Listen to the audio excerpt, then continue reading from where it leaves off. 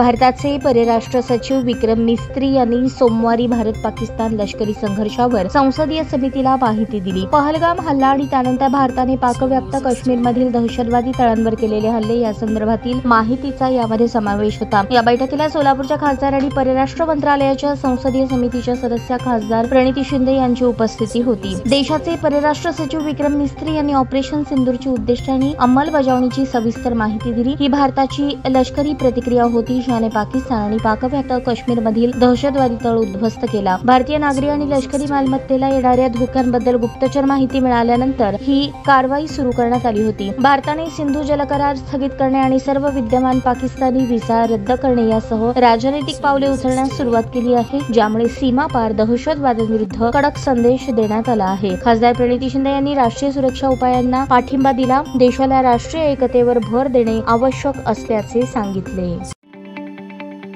ताज्या बातम्या पाहण्यासाठी प्राईम महाराष्ट्र न्यूज चॅनलला सबस्क्राईब करा।